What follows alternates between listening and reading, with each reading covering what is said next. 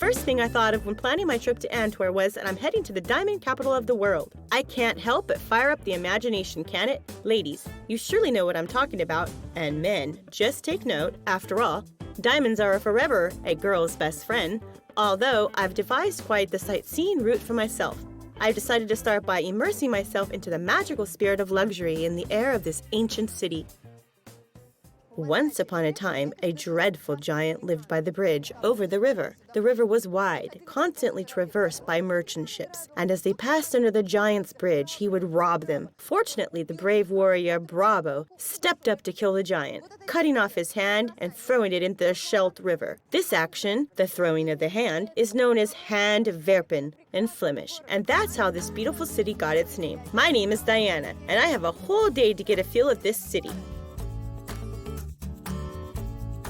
The wonderful view opens up to us from the museum on the river, abbreviated MAS. This is the first stop on my agenda. You have to come here to see the panoramic view of the entire city of Antwerp and the Scheldt River, from which its history commenced. You can even do this without going outside.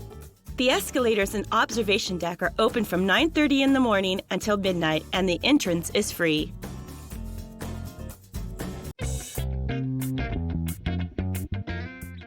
Although they say that Antwerp is located on both the banks of the Scheldt River, in reality, all the main attractions are located on the east bank, and my next stop is very close by. Lovers of architecture should definitely make time to check out this building, the creation of the famous Zaha Hadid. The building is actually the administration for the port of Antwerp and represents the two main symbols of the city. From one side, it looks like a ship, from the other, like a diamond. And also, passing clouds, when the weather is also a bit sunny, are reflected in the glass and resembles ripples on the river, with its faucets glittering like diamonds. But I've already seen enough of the river and of its glass case diamonds. Now I want to go and find some diamonds that I can actually touch. It's quite windy by the river, so as soon as you're in the curved streets of Antwerp, you get to appreciate the enclosing and cozy layout of the city. In order to get around like a true local, you'll have to do a lot of walking by foot. Gradually, you'll begin to feel like a part of the city life.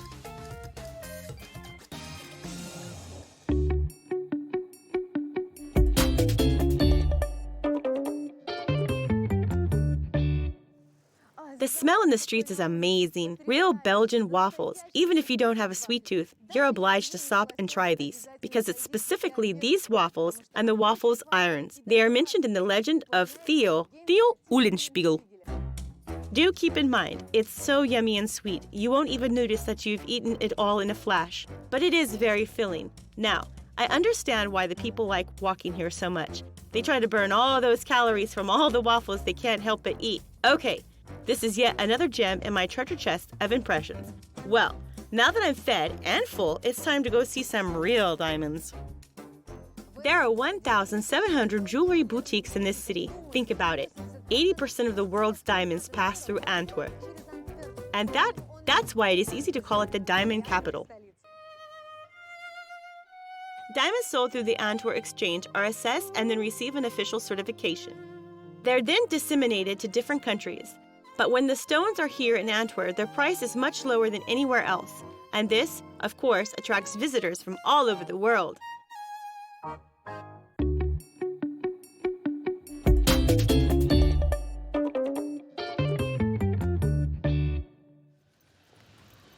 What's the first thing you should consider before investing in a diamond? Probably where to buy them. Here in Antwerp, they'll be offering you diamonds at every corner. But here's a range of quality in Antwerp too. Don't end up with the wrong diamond. Look for this emblem, Antwerp's most brilliant. This indicates its high quality.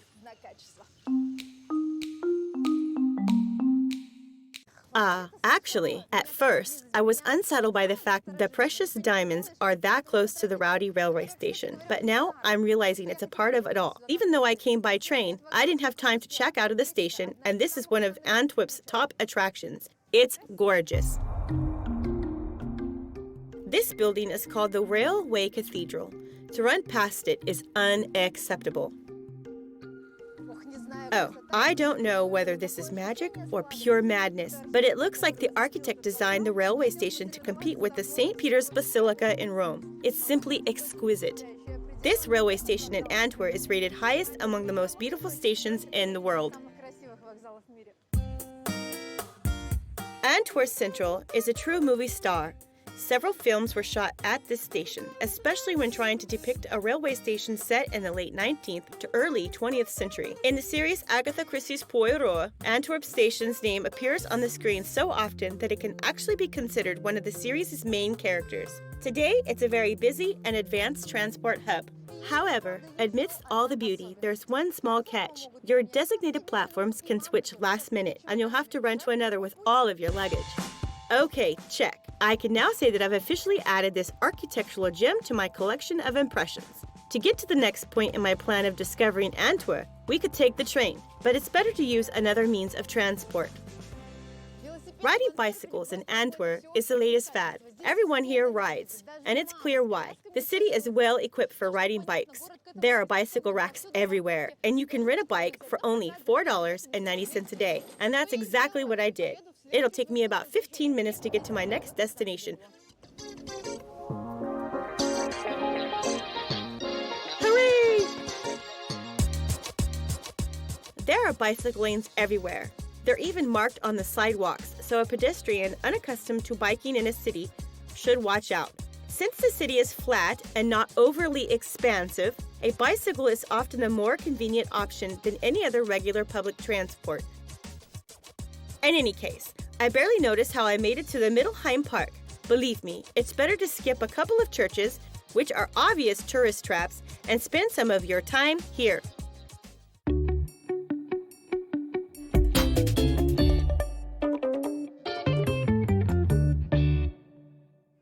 Middelheim isn't just a park, it's a special little haven, almost like a real museum of sculptures and open air, and they were erected here for a reason. In fact, the Middelheim sculptors believed that artificial light, interior spaces, and walls are all things that rob from a state of well-being, with fresh air being better for everything. So, for any cultured person, this is the best place to come and see the most outstanding, discussed works of our time. This is, of course, modern art. And it seems to me that here, in the midst of nature, it fits organically. Sometimes the pieces look strange, standing in that traditional setting. But here it works. It almost looks like we're in some kind of magical forest inhabited by fantastical creatures. Nearly all the schools of the modern plastic arts are represented here. Expressionism, abstractism, and even some rare realistic statues. Even if you don't know any of the sculptors besides Rodin, they have this work here too, Balzac, the great French writer. That opportunity to form your own opinion about all this as well as about other exhibits is worth a lot. And the best part about it, the entrance is free for all. Oh, a walk in the park will take an hour and a half. If you want a tour guide, you'll have to pay $86. Well, I can tell you, on something free of charge, that's not just any lady who slipped, but the real Isadora Duncan. Okay, now it's time to hurry. We're short on time. All my next stops are in the city center. Most museums close at 5, so it's probably best for me to head straight to the most famous resident of Antwerp.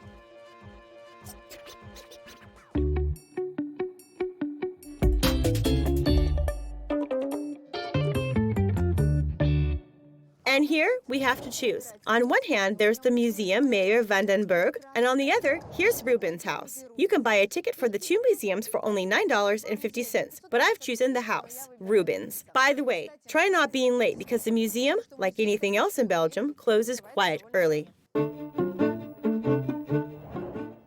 Everyone knows of Peter Paul Rubens, but not everyone knows that he was born in Antwerp, and a respected family of artisans and traders. For me, Rubens is the man who is both the symbol and the spirit of Antwerp. First off, he was Flemish by birth, and secondly, he lived in the city for a long time, right in this house. At first, he bought a huge plot of land right here with a small and modest, Gothically styled house. Gradually, Rubens renovated the small hut into a magnificent Renaissance palace. Today, renovators are finishing up the house's restoration to achieve the artist's original intention. There are no particular famous paintings in the museum, but there are some created by Rubens that he made for his own pleasure, which is particularly valuable to see. The interior design of that time is quite nice too. Yes, Rubens's women clearly had enough place to enjoy themselves here. Of course, Rubens was rich and could afford having a huge house, which, by the way, was not just a dwelling, but an artist's workshop too. Customers could come to the special room right here and regard his masterpieces. His works are incredibly impressive in size because they were created for luxurious mansions, palaces, and of course, churches. Although my visit to Rubens' house was brief, it was a pleasant and very vibrant experience. I don't have much time to finish what I was planning on doing. This is the infinite challenge, getting everything done before closing time. Well, at least I don't have to search for the next point on my itinerary.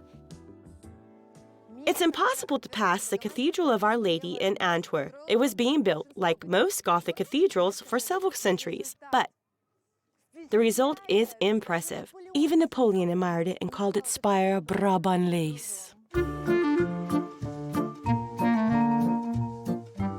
According to one urban legend, the Russian Tsar Peter the Great made quite the impression on the city dwellers when he visited Antwerp for 3 days. The Tsar scaled the spire of the cathedral using only a rope. He couldn't believe that the height of the cathedral was 404 feet and measured it with a plumb line, as is done to measure the depth of body of water. You have to see it with your own eyes, and I'll tell you why.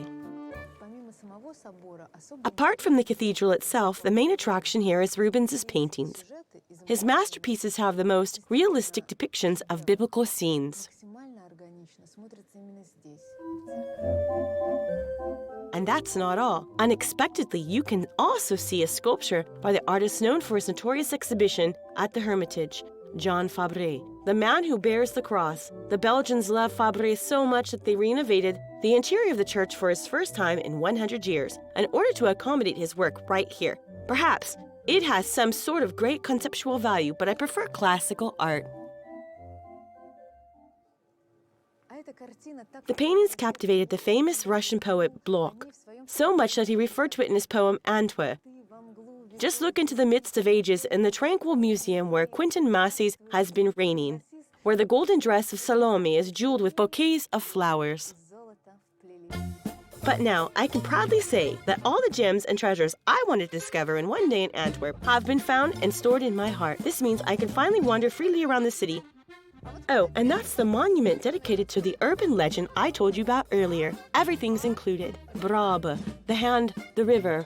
Oh, the river is depicted beautifully. Schnelt, not Schlem River. And look, the giant's right there too, with his legs twisted over there.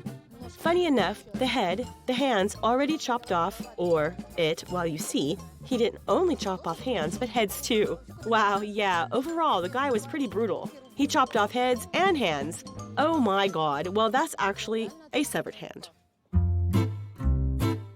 It's so nice to wander around without any particular purpose, just letting my curiosity lead, peering into any open gates and down new streets. You can bump into so many unexpected treasures. I bet there's no guidebook that will lead you to this secret spot. This patio is where the world's first international stock exchange took place in the 16th century. There's no stock exchange here anymore, but the wonderful patio remains. Antwerp turned out to be a pretty modest city. People here like to call themselves masters of compromise, and I think you can tell. I feel quite relaxed here. But I think it's undeniable, as the world's diamond capital, even if unimposing, the city's security measures, I'm sure, are effective. Money doesn't like too much fuss. Overall, there aren't many tourists in Antwerp, which is, of course, a relief. You can feel free to take a selfie with the monuments and cathedrals in the background without any rowdy crowds of tourists behind you. It's awesome. It's already dark out. I think it's safe to say that even in a day, I got the chance to properly immerse in the city's atmosphere. And in the end, if you follow the guidebook too closely, you won't experience the thrilling serendipity of travel. Discovering Antwerp is like digging through a jewelry box. From the brilliance of its diamonds, the brightness of Belgian design, the precision of paintings, and, of course, up to the weightless layers of mouth-watering waffles. My name's Diana. See you in the next city. Bye-bye!